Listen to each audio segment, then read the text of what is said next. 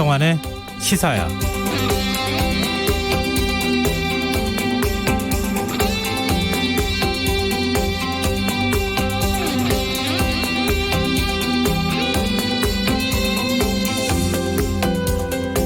세계보건기구 WHO가 코로나19에 대해 세계적 대유행, 이른바 팬데믹을 선언하면서 불안감이 커지고 있는데요. 콜센터 집단 감염 사례로 인해 우리나라도 아직 안심할 만한 상황은 아니지만 해외에서는 한국이 코로나19를 극복해 가고 있다는 평가가 이어지고 있습니다. 도널드 트럼프 미국 대통령은 오늘 코로나19에 대응하기 위해 유럽에 대한 문을 걸어 잠그는 초강수를 단행했는데요. 그러면서도 우리에 대한 여행 경보 조치는 완화할 수 있다는 가능성을 내비쳤습니다. 미국 하원 코로나19 청문회에서도 우리나라 코로나19 대처에 대한 사례가 여러 차례 언급됐다고 하는데요. 캐롤린 멜러니 위원장은 우리나라의 이동형 선별진료소 드라이브 스루를 언급하면서 한국에 가서 검사를 받고 싶다 이런 말까지 했고요.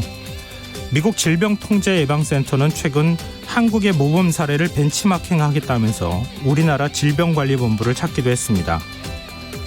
민주주의와 공동체 정신을 존중하는 수많은 시민들이 코로나19 대응에 자발적으로 참여하면서 새로운 모범 사례를 만들고 있다는 건데요.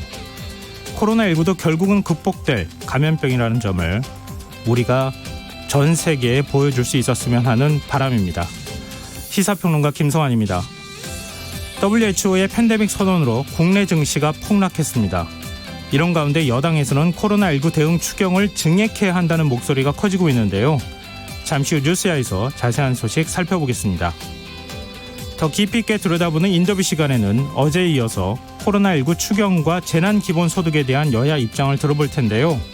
오늘은 송원석 미래통합당 의원과 이야기 나눠보겠습니다.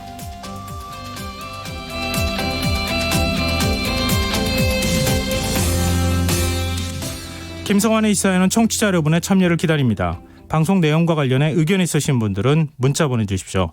당첨된 분들께는 모바일 상품권 보내드릴 텐데요. 참여하실 번호는 샵 9730이고요. 짧은 문자는 50원, 긴 문자는 100원의 이용료가 부과됩니다. 콩 게시판을 통해서도 무료로 참여하실 수 있고요. KBS 1라디오 유튜브 채널을 통해서도 실시간으로 시청 참여하실 수 있습니다.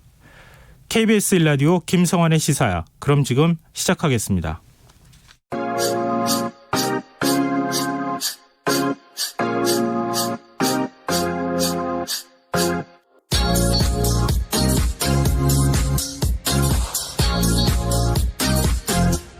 KBS 1라디오 김성환의 시사야.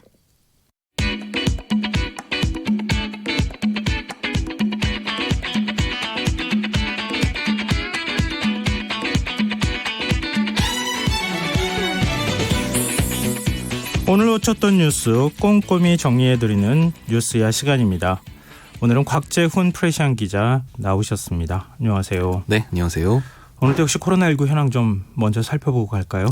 네, 오늘 국내 코로나19 확진자 수는 총 7,869명으로 집계가 됐습니다. 중앙방역대책본부는 오늘 자정 기준 이 코로나19 확진자가 어제보다 114명 증가해서 이 숫자가 됐다고 밝혔고요. 신규 확진자 하루 증가폭은 어제 242명에서 다시 절반 이하로 줄어들었습니다. 신규 확진자 114명 가운데 81명은 대구 경북지방에서 나왔고요. 서울에서는 919 콜센터 집단 감염 등 영향으로 19명의 신규 확진자가 나왔고 경기에서는 3명이 추가됐습니다. 사망자는 오늘까지 총 누적 67명이 됐고요. 격리에 제된 확진자는 어제보다 45명이 늘어서 333명이 됐습니다. 근데 그리고 콜센터도 걱정이지만 정부 세종청사에서 근무하는 공무원들이 잇따라 지금 확진 판정을 받고 있어요. 네, 오늘 행정안전부 정부청사 관리부부 등에 따르면 오늘 해양수산부 소속 공무원 12명과 국가보훈처 직원 1명 등 세종청사에서 근무하는 공무원 13명이 추가로 확진 판정을 받았다고 하는데요. 그래서 지금 세종청사 근무 중인 공무원 가운데 확진 사례는 오늘 오후 6시를 기준으로 모두 20명으로 늘었습니다.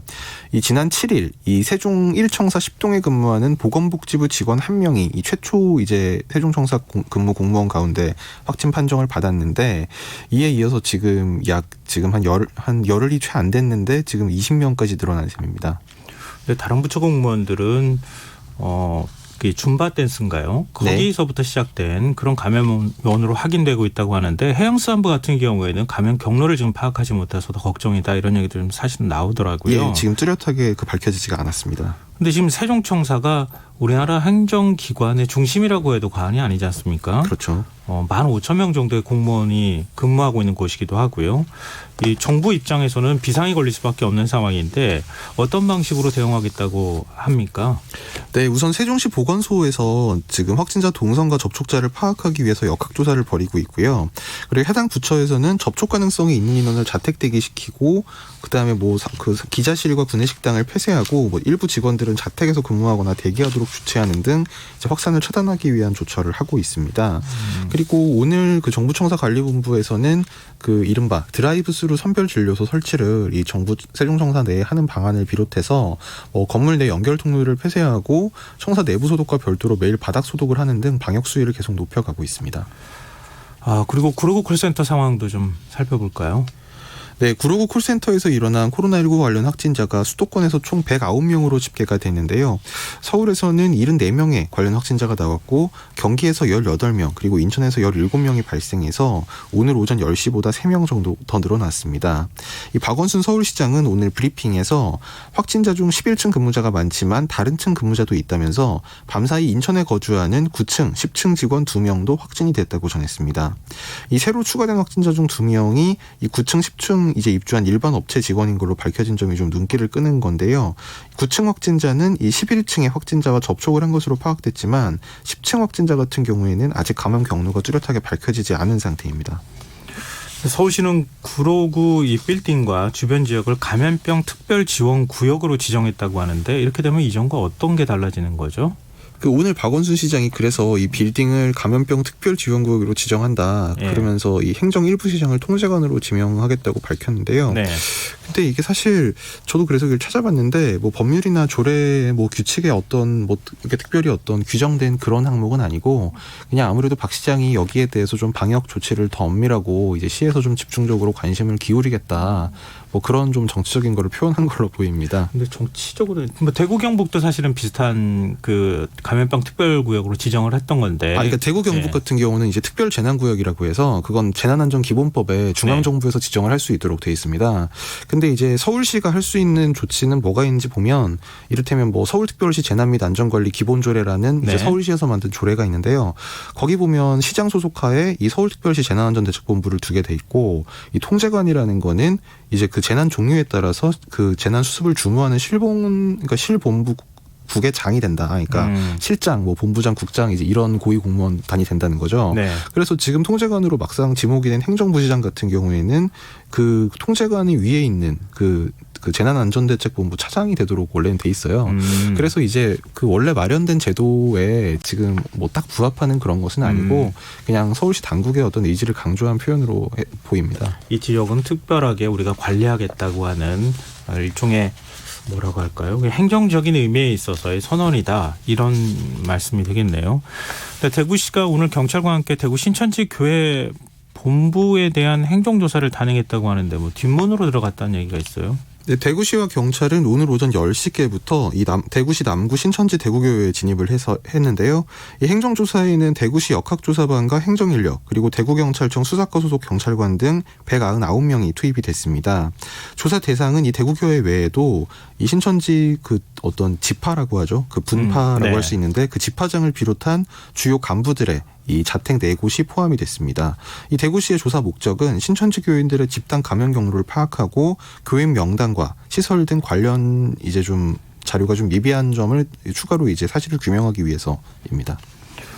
근데 지금 경찰이 압수영장 신청한 거는 그러니까 경찰이 신청한 거는 검찰이 2차례 그 기각을 했다고 하잖아요. 그렇죠. 그래서 그게 기각되니까 압수수색을 하는 이런 조치를 취할 수는 없고 행정조사 형태로 행정기관이 조사를 나가는 이런 형태로 좀 바꿨다고도 볼 수 있는 거죠. 그렇죠. 이것도 법률에 규정된 거긴 한데요. 압수수색처럼 어떤 강제력을 가진 그런 조치는 아니고 특히나 법령에 규정이 돼 있지 않고 이 그 조사 대상자의 협조를 얻어서 하는 동의를 얻어서 하는 조사의 경우에는 사실 거부할 수도 있게 돼 있습니다. 법에는.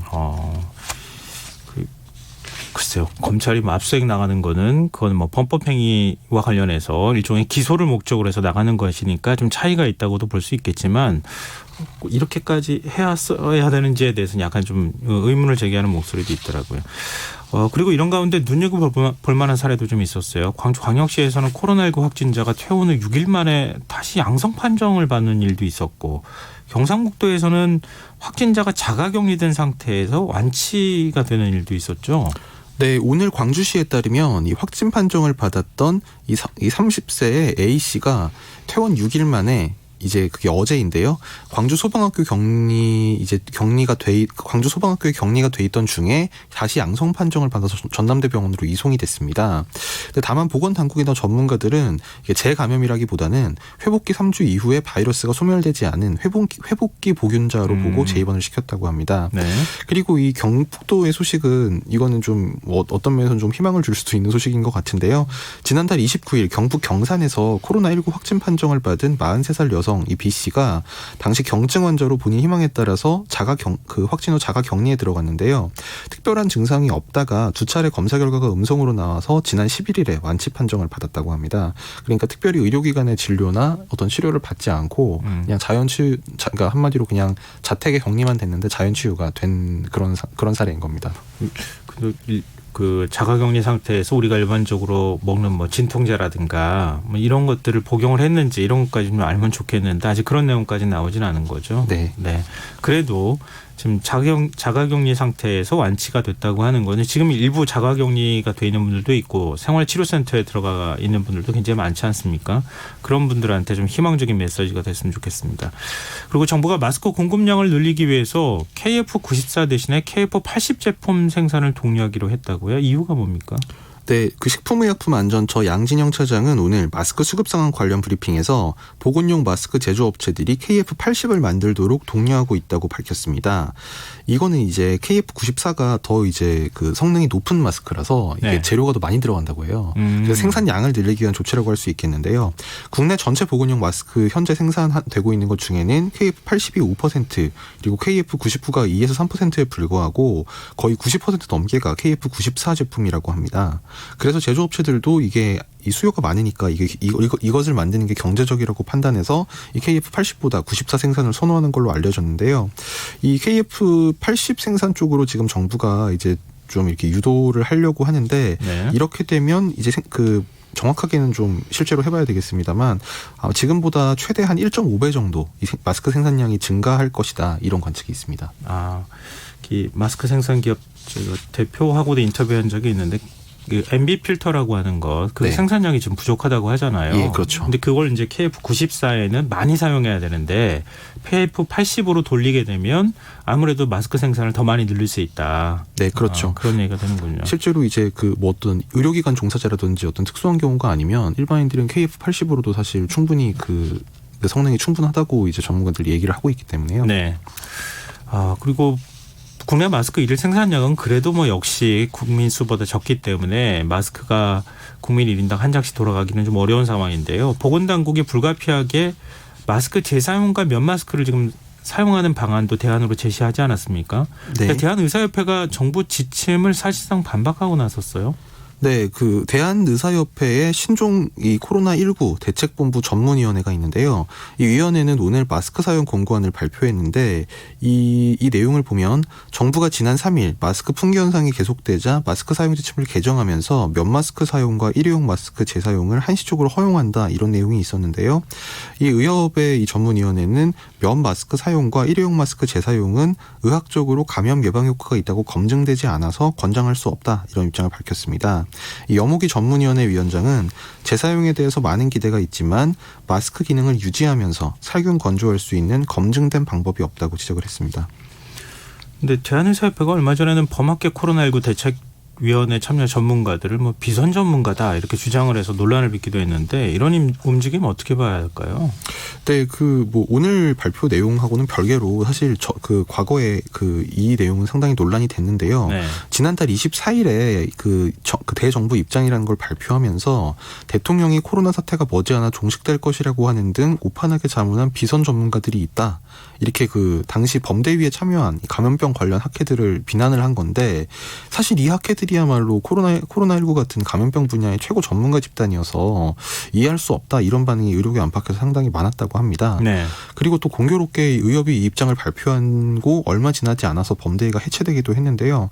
이 중앙방역대책본부에서는 해체라기보다는 뭐 의협이 더해지면서 협력들이 확장된 것이다 뭐 이렇게 설명을 하긴 했지만 다만 이제 이 감염병 관련 이 최고의 전문가들이라고 할 수 있는 사람들에 대해서 어떤 정치적인 의도가 있는 것처럼 이렇게 주장한 것은 좀 상당히 논란거리가 됐습니다. 대한의사협회는 그 전문 단체라고 학술 단체는 아니고 이익 단체라고 볼 수 있는 거죠, 일반적으로는. 의사들의 모임인 것이고 뭐 네. 거기가 어떤 감염병 관련 뭐 그 뭐랄까요 그 어떤 뭐 의학적인 지식을 전문적으로 연구하는 단체라고 보기는 좀 어렵죠. 또 오늘도 그러면은 지금 마스크 공급량이 줄어든 상황에서 그러면 대안이 뭐냐? 이렇게 마스크 사용을 권장하지, 뭐 일회용 마스크를 재사용할 수도 없고 면 마스크 사용도 하지 말라고 얘기를 해버리면 그러면 대안이 뭐냐? 이런 질문이 나왔다고 하는데 그 부분에 대해서는 또 대답을 안 했다 그래요.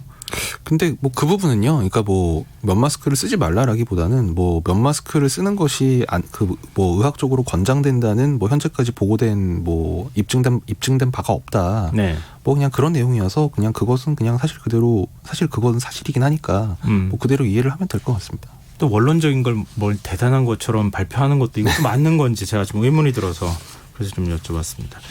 세계보건기구 WHO가 코로나19와 관련해서 세계적 대유행, 이른바 팬데믹을 공식 선언했어요.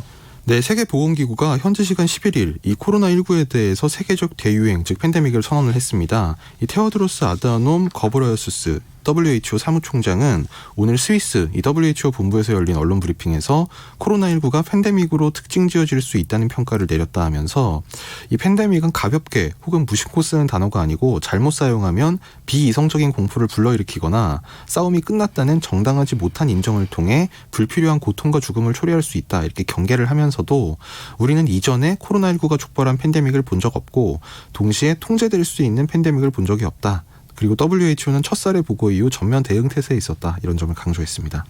지금 이렇게 팬데믹 선언을 공식적으로 WHO가 한 게 역대 세 번째라고 하죠. 네, 그렇습니다. 1968년도 홍콩 독감이 있었고 그다음에 2009년도 신종플루 네. 그리고 이번. 근데 좀 너무 늦은 거 아니냐. 지금 벌써 세계 120개국 가까이에까지 확산을 했는데 이런 지적도 좀 나오는데요. 해외 코로나19 상황도 좀 심각한 상황으로 점점 가고 있는 거죠. 네, 그렇습니다.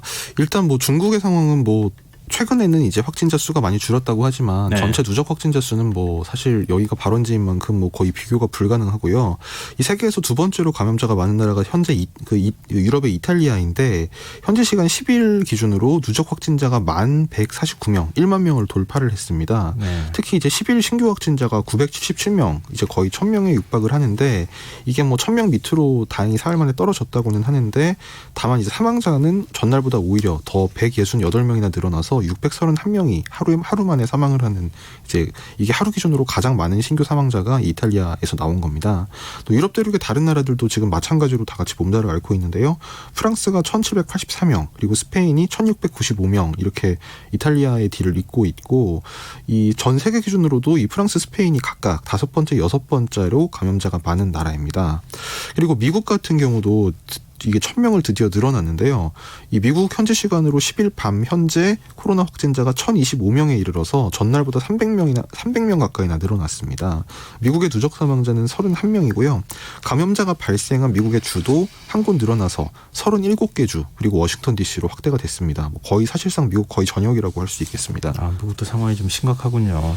네, 그리고 중동의 이란은 이란 현지 시간 10일 정오 기준으로 전날보다 여기도 881명이 늘어나서 무려 8,042명이 됐는데요. 한국을 넘어서 지금 세계 3위가 됐습니다. 사망자도 그러니까 어제가 아니라 지난 9일보다 54명 증가해서 291명이 됐습니다. 유럽의 지금 확진자 수가 2만 명을 넘었다. 이제 이런 얘기도 나오는데 유럽도 지금 걷잡을 수 없이 환자들이 늘어나는 거 아닐까 좀 걱정이 됩니다. 그리고 뭐 우리나라 국민들한테도 잘 알려져 있는 할리우드 배우 톰 행크스도 코로나19 확진 판정을 받았는데 호주에서 받았어요. 예, 뭐 너무 옛날 영화인가요 싶긴 한데 아니, 포레스트 검프로 아주 그 유명한 톰 행크스도 지금 영화 촬영차 호주를 방문 중인데 이 아내와 같이 이 호주를 방문하는 중인데 부부가 같이 코로나 바이러스 검사를 받았고 양성 판정이 나왔다 이렇게 밝혔다고 이 뉴욕타임스 등 외신이 보도했습니다. 다만 톰 행크스 같은 경우도 이 감염된 구체적인 경로, 장소는 아직 알려지지 않았다고 합니다. 근데 호주가 한국에서 들어오는 입국자는 맞고 이탈리아 입국자는 안 막았다 이래서 논란이 됐는데 호주도 지금 상황이 좀 우려스러운 쪽으로 가는 거 아닌가 또 걱정이 되기도 하고 그렇습니다. 지금 코로나19가 세계적 대유행으로 가는 단계로 가고 WHO가 팬데믹 선언까지 하면서 금융시장이 굉장히 불안한 모습을 보였어요. 사실 코스피 지수를 우리가 폭락이라고 잘 표현을 안 하거든요. 왜냐하면 폭락이라고 표현하는 것 자체가 공포감을 드러내는 것이기 때문에 급락했다, 하락했다 이렇게 표현하는데 오늘은 폭락이라고 해도 과언이 아니에요. 예, 그러니까 종가 기준으로 보면 낙폭이 3.9% 한 1,830선까지 이제 떨어졌습니다. 근데 이제 주목을 받았던 거는 오늘 오후 1시에 이제 선물 가격 5%가 넘게 하락하면서 5분간 프로그램 매매를 중단하는 사이드카가 발동이 됐었는데요. 이 사이드카라는 거는 이제 어떤 증시나 이런 유가증권 가격의 급격한 변동을 막기 위해서 너무 심하게 오르거나 내리면, 그러니까 그 5% 넘는 변동이 발생하면 5분간 이제 거래를 못하게 잠깐 중지, 일종의 홀드를 시켜놓는 그런 겁니다. 네. 이 사이드카가 발동된 것은 지난 2011년 10월 4일 이후 약 8년 5개월 만이고요. 그 코스피가 지금 그래서 3.9%가 떨어졌는데 코스닥도 5%가 넘게 하락해서 오늘 하루에 국내 주식시장 시가총액이 61조 원이나 줄었습니다. 그리고 원달러 환율도 하루 만에 13원 넘게 올라서 7달 만에 가장 큰 상승폭을 기록했습니다. 또 오늘 선물 옵션 등 파생 상품 만기일이 또 오늘이었다고 마침 이런 얘기도 있던데 지금 외국인 투자자들이 자꾸 한국 증시가 하락 쪽으로 가도록 지금 뭔가 위에서 자꾸 매도를 하고 있는 것 아니냐. 이 파생 상품 같은 경우에는 미리 이제 주가를 사는 거잖아요. 그러니까 하향 아래쪽에다가 주가를 미리 사고 난 다음에 일부러 주가를 떨어뜨리는 거 아니냐라고 하는 의심의 목소리도 좀 있더라고요. 그리고 우리 시각으로 오늘 전 10시에 트럼프 미국 대통령이 대국민 연설을 했는데 우리나라에 대한 여행 제한 조치는 완화할 수 있다. 이런 긍정적인 메시지를 내놨어요. 네, 트럼프 대통령이 현지 시간 11일 대국민 연설에서 이 코로나와 관련한 한국과 중국의 여행 제한 조치를 완화할 가능성을 피력했습니다. 트럼프 대통령은 이 여행 규제와 관련해 한국과 중국에 대한 재평가를 할 계획이다. 중국과 한국의 상황을 모니터링하고 있고 이들 국가의 상황이 개선되는 것에 따라 조기 개방 가능성을 위해 현재 시행 중인 여행 제한과 경고를 재평가할 것이다. 이렇게 얘기를 해서 눈길을 끌었습니다. 다만 트럼프 대통령은 이 유럽 국가에 대해서는 유럽에서 미국으로의 여행을 30일간 막겠다고 밝혔습니다. 근데 트럼프 대통령의 발언에 대한 우리 외교부의 입장, 해석은 어떻습니까? 네, 외교부는 오늘 트럼프 대통령 연설에 대해서 고무적이라고 평가하면서도 지나친 낙관을 할 필요는 없고 이제 좀 계속 동향을 주시할 필요가 있다, 이런 좀 신중한 태도를 보였습니다. 외교부 고위 당직자는 오늘 기자들과 만난 자리에서 한국이 포함되지 않은 데 더해 상황이 진전되면 기존에 부과했던 제한들이 제거될 수 있다는 이야기가 있다는 게 고무적이다, 이렇게 평가하면서도 지나친 낙관보다는 계속 주의하면서 방역 노력을 강화하고 국제 동향을 예의주시할 필요가 있다고 강조했습니다. WHO의 팬데믹 선언에 대한 문재인 대통령의 입장도 SNS로 나왔죠. 네, 문재인 대통령은 오늘 SNS에 올린 글에서 코로나 바이러스를 압도하는 희망 바이러스가 필요하다. 코로나 못지않게 기승을 부리는 불안 바이러스도 막아내야 한다고 강조했습니다.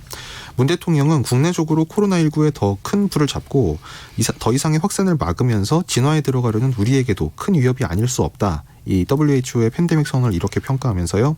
그로 인한 세계 경제와 우리 경제의 타격도 이루 말할 수 없을 것이다. 이렇게 우려했습니다.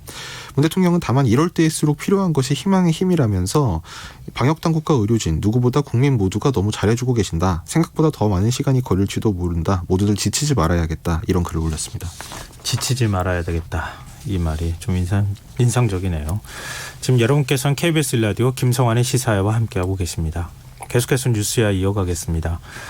시선을 좀 정치권으로 돌려보죠. 지금 민주당이 추경 예산안을 18조 원대로 늘리는 방안을 추진하고 있다, 이런 소식이 들려요. 네, 이인영 더불어민주당 원내대표는 오늘 국회 정책조정회의에서 각 상임위원회에서 심사했던 추경 증액사항이 약 6조 3천억에서 6조 7천억 규모인데 최소한 이 정도 증액은 반드시 반영될 수 있기를 기대한다. 이렇게 얘기를 했습니다. 지금 정부 제출 추경안이 11조 7천억 원이니까 네. 여기서 6조 3천억을 더하면 딱 18조 원이고 6조 7천억을 더하면 18.4조 원이 되거든요. 그래서 추경 규모를 이 정도로 늘려야 한다. 이런 의견이 사실 당 지도부에서 거의 공식적으로 나온 거고요. 예결위 민주당 간사인 전해철 의원도 당에서 정부안보다는 조금 더 증액해야 한다는 의견을 제시한 건 맞고 정부와 청와대도 대체로 같은 의견이다. 이런 주장을 했습니다.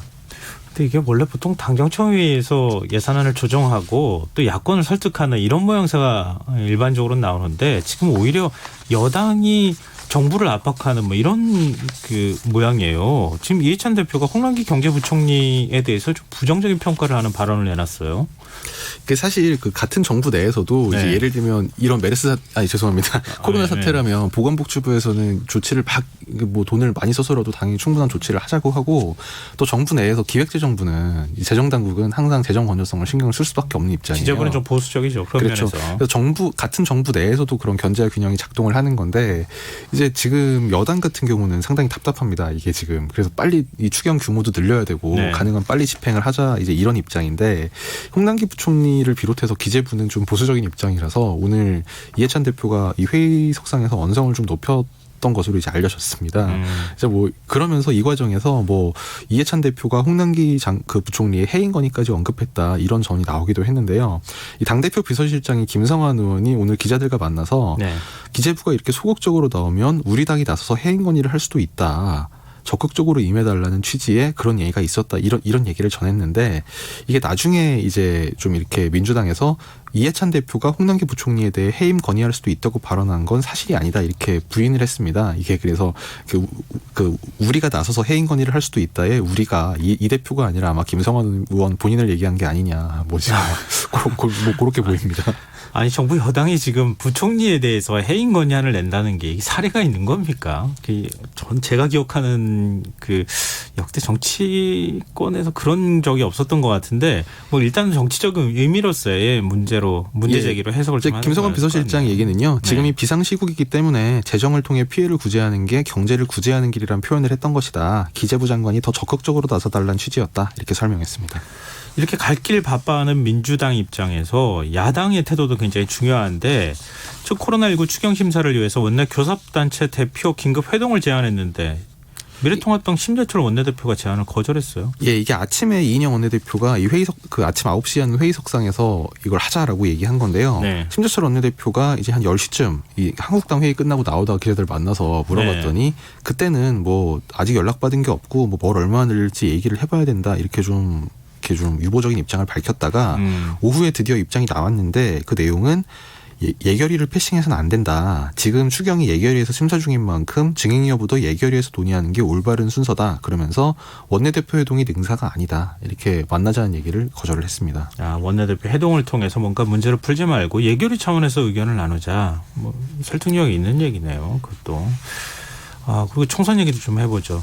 지금 미래통합당이 지금 공천 문제를 가지고 내용이 휩싸였다 이런 얘기가 나오는데 황교안 대표가 당 공천 과정에서 일부 불공정한 사례가 지적이 됐다 이러면서 공천 재심의를 요청하는 일이 있었어요.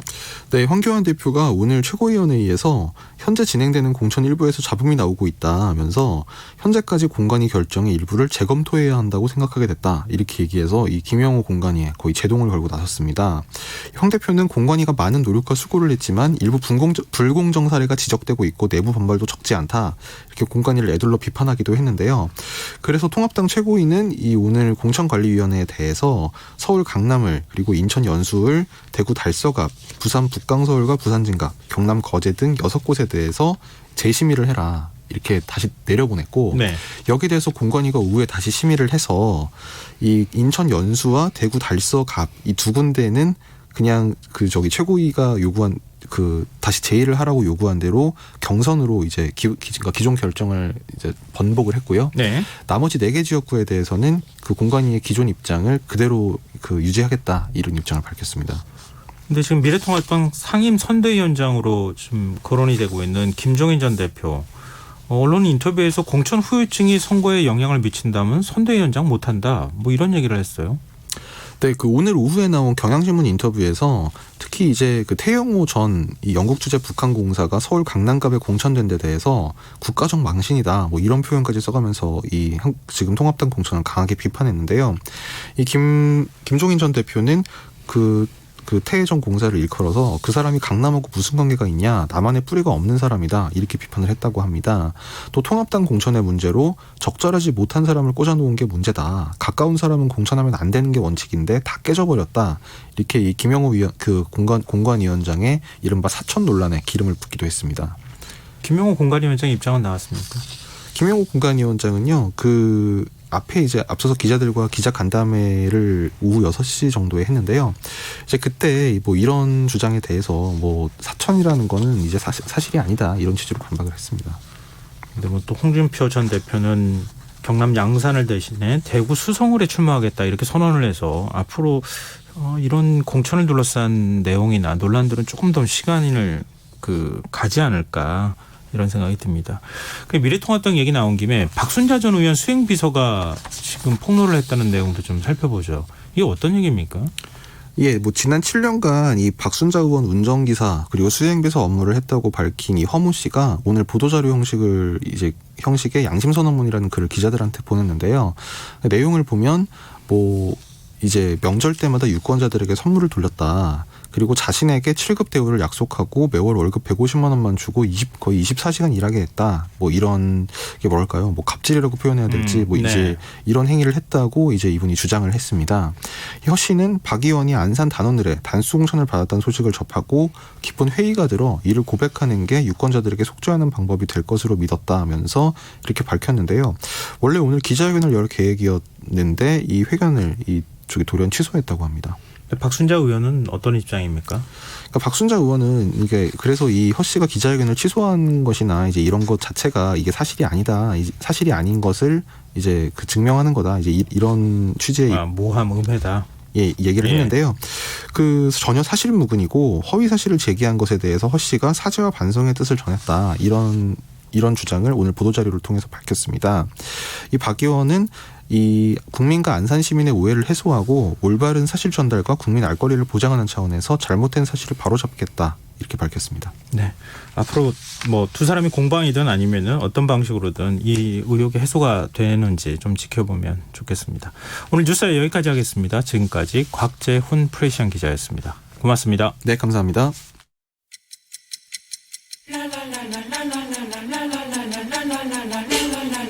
바쁜 당신을 위해 준비된 밤, 시사야. 시사평론가 김성환과 함께합니다. 이슈와 인물을 더 깊이 들여다보는 인터뷰 시간입니다. 코로나19 대응을 위한 추가 경정 예산안에 대해서 어제는 저희가 여당 입장을 들어봤는데요. 오늘은 국회 예산결산특별위원회 위원인 미래통합당 송원석 의원, 즉 야당 의원의 얘기를 한번 좀 들어보도록 하겠습니다. 송 의원님 안녕하십니까? 네, 안녕하십니까. 송원석입니다. 네, 지금 국회에서 한창 예결위 차원에서 이 추경 예산안 심사가 진행 중인 거죠? 네. 예, 어제 저희가 민주당 홍일학 의원을 인터뷰를 했는데요. 네. 예산안 심사에서 여야 모두 증액을 해야 된다, 이런 의견이 있었다고 저희한테 얘기를 해주셨거든요. 사실입니까? 예, 어저께 예결위 심사에서 증액 의견과 감액 의견이 다 나왔습니다. 네. 우리 당에서는 이제 많은 의원님들이 증액 의견도 내고 감액 의견 냈는데, 특히 이제 불효불급한 사업이라든지 현금 살포를 하는 포퓰 이점성 사업 같은 경우는 감액을 해야 된다. 그리고 이제 정책 실패를 땜질하기 위한 세입 경정 이런 부분도 감액을 해야 된다는 의견이 나왔고요.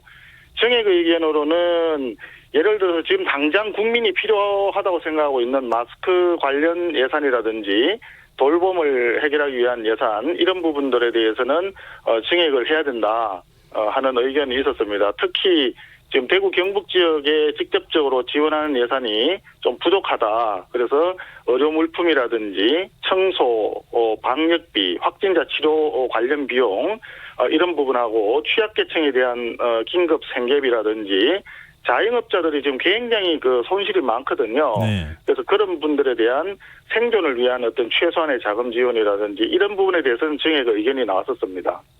그런 세부 항목에 따라서 심사하면서 증액과 감액에 대한 의견들이 같이 나왔다는 그렇죠. 말씀인데요. 늘 그렇지만 예산 그 심사할 때는 네. 감액 의견과 증액 의견이 다 나오게 마련이라고 저는 생각을 합니다.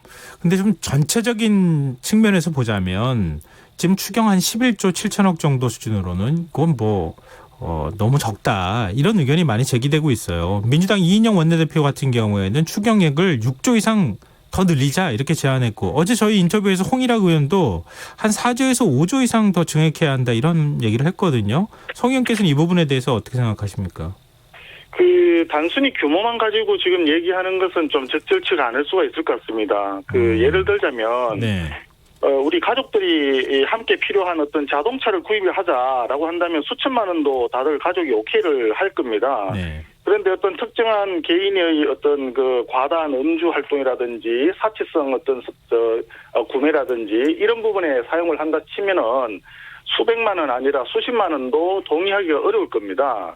그렇기 때문에 규모만 가지고 얘기하기는 좀 어렵고 그 구체적인 내용이나 우리 국가와 국민에 대한 어떤 효과까지 고려를 해서 봐야 될 겁니다. 그런 점에서 봤을 때 지금 현재 경제를 다시 살려야 될 필요가 굉장히 강하고 또 코로나를 지금 당장 극복해야 되기 위해서 극복하기 위해서 국민들한테 필요한 그런 사업에 대해서는 뭐 4조 5조가 아니라 그 이상도 필요하다면 같이 해야 될 겁니다. 그런데 대개 보면은 지금 보여주기식 어떤 그런 추경 사업들이 꽤 많이 있는 것으로 판단이 되기 때문에 네. 이런 경우에는 오히려 이제 재정만 탕진하고 국민들한테 세부담만 가중시키는 그런 측면이 있습니다. 그래서 그런 부분에 대해서는 반대를 하는 것이고요. 한 가지 좀 아쉬운 점은 이런 점입니다. 지금 여권에서 자꾸 이제 그 추경 규모를 늘리자라는 식으로 예. 추경에 대해서 이제 민생이고 이걸 반대하면은 뭐 마치 정쟁인 것처럼 이렇게 프레임을 가져가는데요. 지금 당장 그 우리가 볼 때는 이 사태의 중요한 문제점은 초기에 방역 실패했다는 이게 중요한 부분입니다. 지금 전 세계 110개 나라 가까이 대한민국 국민의 입국을 금지하고 있지 않습니까? 네. 이 사태 초기에 중국에서 감염원 들어오는 입국을 금지했더라면 상황이 이렇게까지 힘들지는 않았을 겁니다. 그렇기 때문에 추경 규모를 가지고 프레임을 전환하려고 시도하는 여권은 먼저 정말 방역 실패 그리고 경제정책 실패에 대한 진솔한 사과가 선행돼야 되지 않을까 이런 생각이 좀 듭니다. 근데 물론 이제 그 방역 실패 부분에 대해서는 여야 간의 인식 차이가 있으니까요. 그 부분에 대한 뭐 지적은 하되 추경의 전제 조건은 아닌 거죠.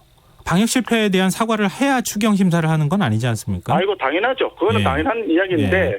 더 중요한 것은 왜냐하면 2015년도에 문재인 당시 그 새정치민주연합 대표께서도 그랬습니다. 추경은 전적으로 정부의 무능으로부터 비롯된 것이다. 그렇기 때문에 추경을 빨리 해달라고 하기 전에 사과부터 해라. 라고 그때 말씀을 하셨습니다. 동일한 차원에서 추경 이거는 당연히 지금 난국을 극복하기 위해서 야당에서도 당연히 협조를 한다고 몇 차례에 걸쳐서 이미 밝혔지만 그 이전에 정부에서도 사과는 해야 된다 이렇게 생각을 합니다. 그리고 방금 전 말씀하시다가 보여주기식 재정사업, 사치성 재정사업이라는 표현 사용하셨는데 지금 미래통합당에서 보시기에 이렇게 보여주기식 재정사업에 해당하는 게 어떤 예산이라고 생각하시는 겁니까? 여러 개가 있는데요. 단적으로 한 두 가지만 말씀을 드리면 네. 지금 뭐 상품권 같은 것들을 많이 얘기를 하거든요. 지역사랑 상품권 이런 거 말씀하시는 건가요? 지역사랑 상품권, 네. 그다음에 온누리 상품권, 그다음에 쿠폰 이런 이야기들을 자꾸 하는데 당연히 맞습니다. 이런 건 맞는데 한번 보십시오. 요즘 지금 많이 회자되는 것이 뭐냐면 사회적 거리두기 운동이 지금 벌어지고 있지 않습니까? 네. 그리고 일부에서는 뭉치면 죽고 흩어지면 산다 이런 얘기까지 하고 있는 상황이죠. 다시 말해서 사람들이 모이는 장소에 나간다든지 외출을 한다든지 이런 것 자체를 상당히 꺼려하고 있는 상황이죠. 네. 이런 상황에서 어떤 소비를 이루어지지 않는데 소비를 더 확대하라는 이런 상품권이 과연 효과가 있겠느냐 이런 이야기들이 많이 있습니다. 사실은 당장 급한 거는 지금 의료진들하고 봉사자들이 굉장히 힘들게 지금 사투를 벌이고 있는데 이런 데 대한 인건비라든지 이런 지원 그리고 또 추가적으로 의료진들을 좀 빨리 확보를 해서 적절한 시간에 서로 교대를 해줄 수 있도록 하는 노력 이런 것들이 상당히 급하다고 보여지거든요. 네. 그리고 또 지금 경증 환자를 지금 경증 환자들이 가 있는 생활치료시설 있지 않습니까? 네. 그런 부분에 대한 생활치료시설의 확보라든지 거기에 대한 지원 이런 부분들에 대해서 좀 더 많은 신경을 써야 되는 그런 상황이라고 생각을 합니다. 방역 대응에 관한 비용은 뭐 너무 당연한 거 아닌가 생각되는데요. 방금 말씀하신 것처럼 당연한데 너무나 당연한 것이고 너무나 기본적인 것인데 네. 아직도 그게 해결이 안 되고 있기 때문에 이제 그런 말씀을 드리는 거죠. 국민들 입장에서는 사실 마스크 문제가 똑같은 거 아니겠습니까? 가장 기본적이고 가장 당연한 건데 해결이 안 되다 보니까 지금도 줄을 서고 있고 네. 당초에는 마트 앞에서 줄을 서다가 지금은 약국 앞에서 줄을 서고 줄 서는 장소만 달라졌지 줄 서는 그 자체는 변한 게 없단 말입니다. 네. 그러면 이런 부분에 대한 해결 노력이 정부에서 먼저 선행이 돼야 되지 않을까 이런 생각이 듭니다.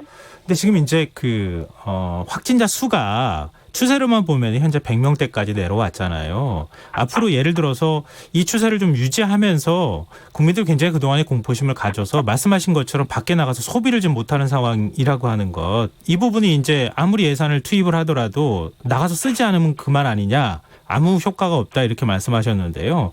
만약에 이 추세가 조금 잡힌다 그러면 추경을 통해서 뭐 오늘의 상품권이든 아니면 직접 지원이든 간에 지원을 하게 되면 그게 소비로 선순환될 수 있는 여지는 있지 않겠습니까?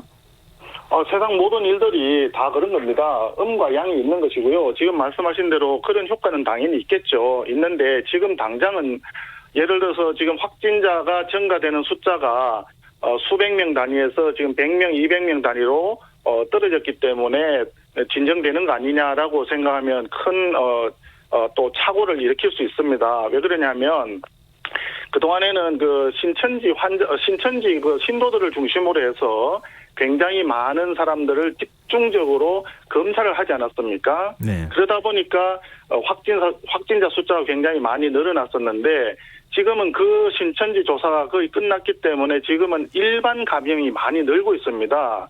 지금 어제 일어났던 이 구로의 콜센터가 이제 대표적인 사례가 되겠는데요. 네. 이런 식으로 이제 사람들이 밀집한 장소에 모이는 이런 사람들이 한 사람만 감염이 되더라도 굉장히 이거는 파급력이 커지게 됩니다. 그렇기 때문에 숫자가 지금 줄어들었다고 보여지는 것은 신천지 검사가 끝났기 때문에 나타나는 통계적인 착시 현상이 될 수가 있습니다. 그래서 잠시도 이걸 그냥 소홀히 하면 되지 않고요.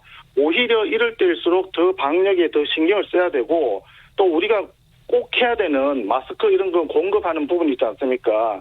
국민들한테 마스크가 이제 면 마스크를 써도 된다. 또는 건강한 사람은 안 써도 된다. 이런 그 말을 하기 이전에 네. 국민들이 필요로 하는 마스크를 공급할 수 있도록 그 부분에 정부가 조금 더 신경을 써줬으면 좋겠습니다. 네. 근데 좀 전에 이제 열심히 지금 현재 그 사태 해결을 위해서 노력하는 의료진에 대한 말씀도 해주셨고 거기에 따라서 지금 뭐 물품이 부족한 것들에 대한 적극적 지원이 필요하다는 말씀도 해주셨는데 지금 이제 현 상황을 해결하는데 모두 힘을 좀 합쳐야 되는 상황 아니겠습니까? 근데 지금 네. 초기 방역에 대한 정부 사과를 요구하거나 책임을 묻는 이거는 너무 지나치게 현 단계에서는 나중에 평가가 또 있더라도 너무 지나치는 흠잡기 아니냐 이런 비판에 대한 의견은 어떠세요? 야당의 입장에서는 정부가 지금 하고 있는 일에 대해서 잘못한 부분을 지적하는 건 당연히 있어야 된다고 생각을 하고요. 그다음에 추경에 적극 협조하겠다는 말씀을 몇 차례 했다고 아까도 말씀을 드렸지만 야당 입장에서도 이거는 꼭 필요한 부분에 대해서는 정부가 하는 일에 적극 협조할 계획임을 다시 한번 말씀을 드립니다. 그리고 또 우리가 야당이 얘기하는 것은 뭐냐면 지금 현재 하고 있는 부분보다 좀 더 나은 방법이 있고 그런 계획이 있고 대책이 있으면 그런 부분에 대한 야당의 제언에 대해서도 정부에서는 한번 생각해 볼 필요가 있습니다. 네. 한 가지 예를 들자면 지금 우리 국민들이 전부 약국 앞에서 지금 줄을 서 있는데 네. 사실상 어린 아이라든지 고령자라든지 좀 거동이 불편하신 분들은 나오기가 힘들거든요. 그래서 뒤늦게 그것을 대리 구매할 수 있도록 했지만 그나마도 굉장히 어려운 상태에 있습니다. 네. 몇 차례에 걸쳐서 이 통장이라든지 아파트 관리소장이라든지 이런 분들을 통해서 직접 공급을 할 수 있으면 훨씬 편리하게 국민들이 마스크를 구할 수 있지 않느냐 이런 이야기를 했는데 네. 지금 이 부분이 아직도 해결이 잘 안 되고 있습니다. 네. 그래서 이런 부분들에 대해서 정부가 좀 더 관심을 갖고 이 통장이라고는 대한민국에만 있는 아주 우수한 이 행정 조직이 있기 때문에 네. 활용할 수 있으면 좋겠다 하는 말씀인 거고요. 네. 또 하나는 이게- 보면 네. 이제 아이 돌봄 부분도 있지 않습니까? 그런 부분에 대해서도 맞벌이 가정에 대한 지원이라든지 이런 부분에 대해서도 정부가 조금 더 신경을 써줬으면 좋지 않겠나 이렇게 생각을 합니다. 네, 알겠습니다. 송 의원님, 오늘 시간상 이 질문을 드리고 끝낼 수밖에 없을 것 같은데요. 지금 대구 경북 지역을 특별 재난 지역으로 선포해야 한다 이런 얘기도 있고 또 권영진 대구시장이 직접 지원을 해줘야 된다. 지금 고통받고 있는 대구시의 취약계층이라든가 아니면은 영세 소상공인들을 위해서 정부가 이번에 추경을 통해서 현금으로라도 직접 지원해줘야 된다 이런 의견 밝히고 있습니다. 이 부분에 대해서는 어떻게 보십니까? 예, 특별 재난 지역은 시정을 곧 해야 될 거라고 생각을 합니다. 그동안에도 삼풍백화점인 붕괴 사고라든지 산불이라든지 여러 차례 사회적 재난에 대해서 선포한 사례가 있습니다. 그래서 감염병 같은 경우에는 처음이라고 하는데 지금 코로나19 같은 이런 엄청난 사태는 처음으로 일어나는 상황이거든요. 그렇기 네. 때문에 정부에서는 지금 이제 대구시와 경상북도에서 특별재난지역 지정 요구가 있었고 하니까 네. 그리고 정세균 총리께서도 이것을 검토를 잘 해보겠다고 말씀을 하셨습니다. 그래서 이번에 특별재난지역을 꼭 지정을 하고 거기에 따라서 필요한 지원 조치를 좀 해줘야 된다고 생각을 합니다. 그리고 네. 대구 경북 지역에 많은 자영업자와 소상공인들의 경우에는 지금 손실이 어마어마하게 크거든요. 네. 그래서 이런 부분에 대해서 세제 감면, 세금 감면을 포함해서 그런 지원을 좀 해주는 것이 맞겠다 이렇게 생각을 하고 또 지역에서 얘기할 때는 당장 이분들이 생계비와 가게를 운영하는 기본 자금이 없다 이런 이야기를 많이 합니다. 네. 그래서 조금 전에 말씀하셨듯이 그렇게 저소득층, 취약계층을 위한 생계비 지원이라든지 그다음에 자영업자에 대한 어떤 생존 자금 이런 부분에 대한 지원 조치를 좀 해주시사 하고 건의를 하고 있는 것이고 네네. 이번 내일부터 예결 소위 심사 과정에서도 이 부분에 대해서도 잘 검토가 될 수 있도록 최대한 노력을 할 그런 계획으로 있습니다. 네. 앞으로 정치권에서 계속 증액 논란도 있을 거고 아니면 항목별로 서로 의견이 다르겠지만 지금 피해를 입은 국민들을 생각해서 좀 이번에 충실히 예결 심사가 이루어졌으면 좋겠습니다. 네. 오늘 말씀 고맙습니다. 이번에 네. 야당에서도 이번 추경에 대해서는 네네. 협조적으로 임하겠다는 의원님, 말씀을 여기서 드리고 있습니다. 끊어야겠습니다. 네. 네. 오늘 말씀 고맙습니다. 감사합니다. 네. 지금까지 국회 예산결산특별위원회 위원인 송원석 미래통합당 의원과 함께했습니다. 오늘도 수고한 당신들의 이야기가 여기 있습니다. 김성환의 시사야.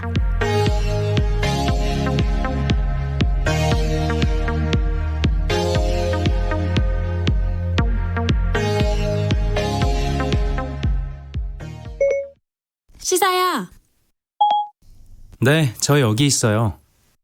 오늘 하루 AS 해줘. 네, 더 알고 싶은 이야기 놓쳤던 뉴스 제가 알려드릴게요.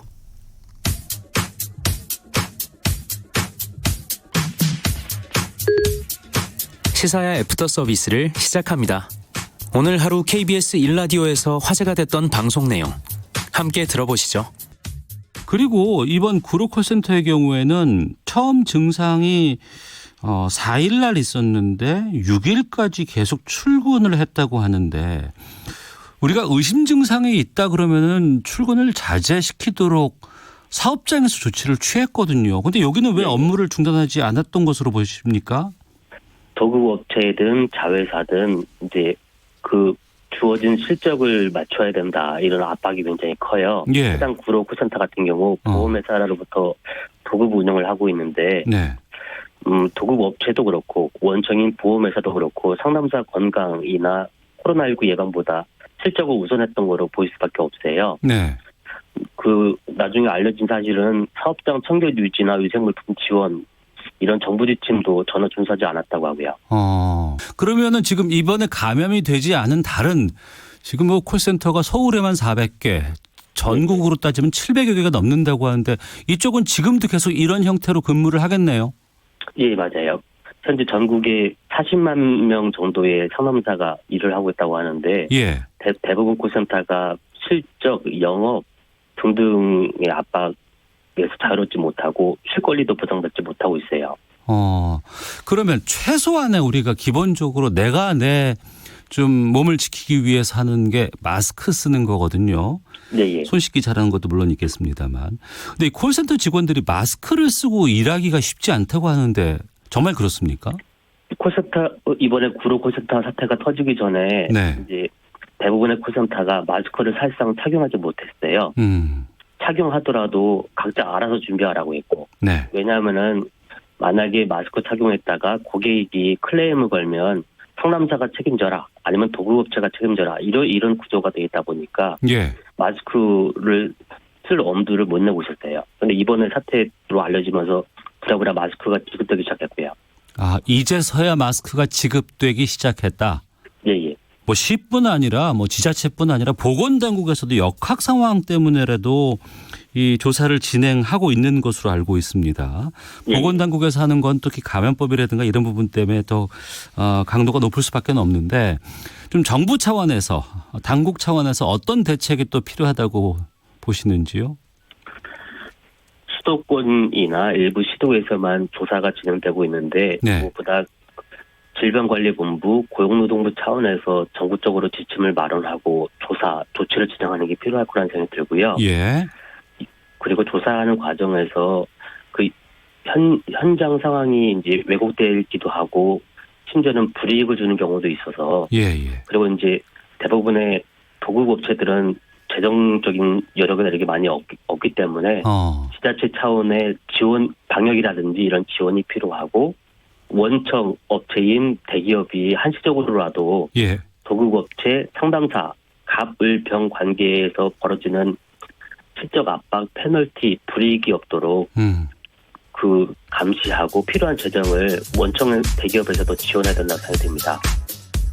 서울 구로구의 한 콜센터에서 확진 환자가 다수 나오면서 비말 감염에 취약한 콜센터의 근무 환경을 걱정하는 목소리가 높아지고 있습니다. 오늘 애프터 서비스는 오태훈의 시사본부에서 희망연대 노조 최희철 조직국장과 함께 근무 실태에 대한 이야기를 주고받은 내용입니다. 건강할 때는 몸이 어디가 문제가 있는지 잘 모르죠. 내 몸 가운데 약한 곳은 아파야 어딘지 알 수 있습니다. 우리 사회도 사람의 몸과 같습니다. 평소 사회의 각 부분이 유기적으로 잘 돌아가는 것 같지만 위기가 닥치면 어디가 약한 곳인지 드러나곤 합니다. 신흥종교의 폐단, 콜센터 노동자의 열악한 근무 환경이 바로 그런 것이 되겠죠. 문제는 우리 사회의 약한 고리가 과연 이곳뿐인가 하는 것일 텐데요. 이번 사태가 우리 사회의 구조적인 문제를 드러내고 치유하는 계기가 되길 기대해 봅니다. 김성환의 시사는 청취자 여러분들의 참여와 의견 기다리고 있습니다. 참여하실 문자 번호는 샵9730이고요. 짧은 문자는 50원, 긴 문자는 100원의 정보 이용료가 부과됩니다. 콩 게시판, 유튜브는 무료로 이용하실 수 있습니다. KBS 라디오 김성환의 시사 1부 순서는 여기서 마무리하겠습니다. 전 11시 정각 2부에 다시 오겠습니다.